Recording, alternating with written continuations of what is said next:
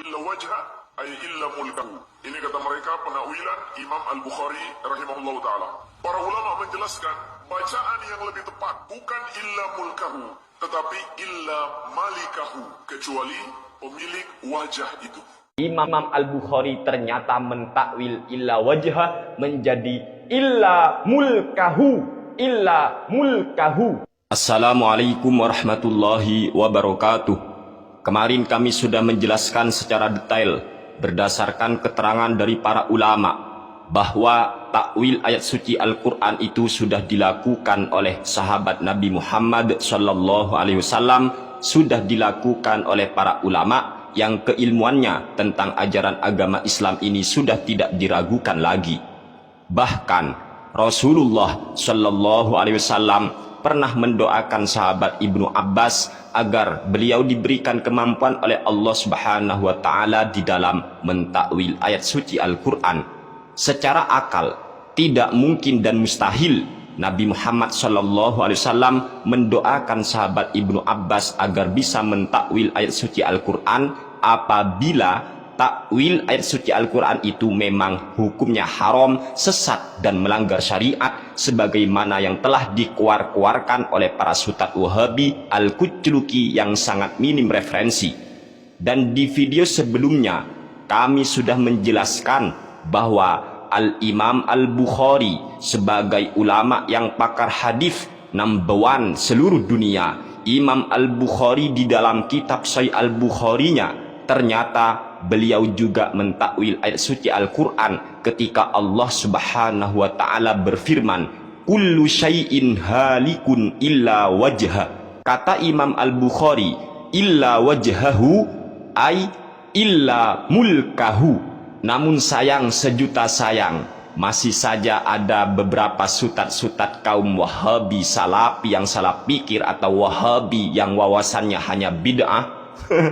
Mereka malah mengatakan, oh itu salah bacaannya. Sebagaimana ini dikatakan oleh Sufyan Khalid bin Idham Rurai maupun Zulkarnain bin Muhammad Sunusi. Mereka berdua ini menyatakan bacaannya yang benar itu bukan illa mulkahu, kata mereka. Terus yang benar gimana? Yang benar itu illa malikahu. Astaghfirullahaladzim. Inna lillahi wa inna ilaihi roji'un. Inilah contoh dari para sutat-sutat yang keras kepala, merasa benar sendiri dan tidak mau menerima kebenaran yang ada. Padahal di dalam kitab Sahih Imam Al-Bukhari sangat jelas bahwa Imam Al-Bukhari mentakwil illa wajhahu menjadi illa mulkahu. Kok malah dibaca illa malikahu? Ini ngawur sekali. Bahkan ini sangat berbahaya ketika lafaz illa mulkahu dibaca illa malikahu. Untuk mengetahui bacaan yang benar, apakah illa mulkahu atau illa malikahu? Mari kita kaji dari sisi ilmu nahwunya. Kullu syai'in utawi setiap sesuatu, segala sesuatu iku halikun pasti akan binasa, akan hancur, akan sirna, illa wajhahu kecuali wajah Allah. Ai kata Imam Al-Bukhari illa mulkahu kecuali mulkahu, kerajaan Allah Subhanahu wa ta'ala. Ketika kita baca illa malikahu sebagaimana yang ditawarkan oleh Sufyan Khalid bin Idham Rurai maupun Zulkarnain bin Muhammad Sunusi Al-Wahabi ini, maka maknanya akan hancur. Sebab ketika kita paham ilmu nahwu, illa wajhahu ini asal katanya adalah illa wajhallahi. Hu itu adalah isim dhamir, yang mana isim dhamir ini kata ganti daripada isim zahir. Artinya ketika lafadz hu ini ditampakkan isim zahirnya, isi dari lafadz hu adalah Allah. Asal katanya illa wajhallahi, kecuali wajahnya. Nyanya ini kembali ke Allah, kecuali wajah Allah. Sehingga illa mulkahu begitu juga. Lafadz ini illa mulkahu, huknya itu lari ke siapa? Maknanya lari ke Allah. Ai illa mulkallahi, kecuali kerajaan Allah.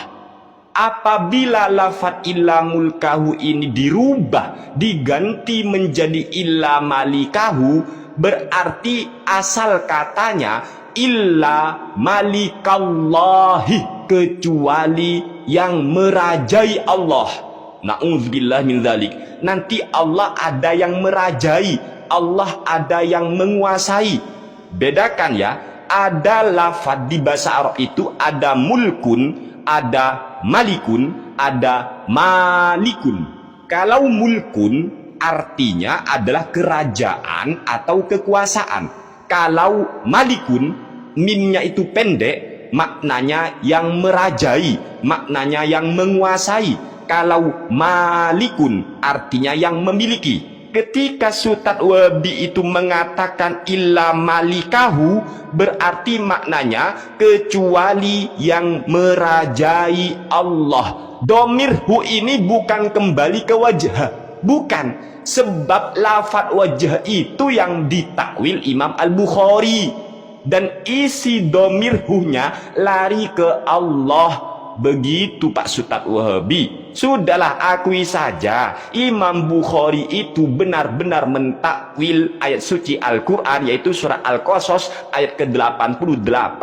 Termasuk sahabat Nabi yang bernama sahabat Ibnu Abbas sudah mentakwil ayat suci Al-Quran ketika Allah berfirman, Allahu nurus samawati wal ardi. Allah nurus samawati wal ardi, cahaya langit dan bumi. Kata sahabat Ibnu Abbas, ternyata hadi ahli samawati wal ardi, Allah pemberi petunjuk terhadap penduduk langit maupun penduduk bumi. Ini ditakwil oleh sahabat Ibnu Abbas radhiyallahu anhu. Begitu juga ayat-ayat yang lain banyak ditakwil oleh sahabat Ibnu Abbas. Andaikan takwil itu bid'ah, sesat, sebagaimana yang kalian para Wahabi keluarkan, maka tidak mungkin Nabi Muhammad SAW mau mendoakan sahabat Ibnu Abbas agar beliau diberikan kemampuan oleh Allah mentakwil ayat suci Al-Quran, sebagaimana yang sudah diriwayatkan oleh Imam Ahmad bin Hambal dalam kitab Musnad Ahmad. Dalam Sunan Ibnu Majah juga dijelaskan doa Nabi untuk sahabat Ibnu Abbas agar mampu mentakwil ayat suci Al-Quran. Allahumma alimhul hikmata wa ta'wilal kitabi. Ya Allah, alimhul hikmata, beritahu Ibnu Abbas tentang hikmah, wa ta'wilal kitabi, dan ajari Ibnu Abbas, beritahu Ibnu Abbas mentakwil Al-Quran. Ini andaikan takwil haram, maka tidak mungkin Nabi mendoakan sahabat Ibnu Abbas untuk mentakwil ayat suci Al-Quran. Sehingga kesimpulannya, apabila para Ustadz Wahabi mengatakan takwil haram, takwil sesat, secara tidak langsung mereka sudah menuduh sahabat Ibnu Abbas yang pernah melakukan takwil sesat. Na'udzubillah min dzalik.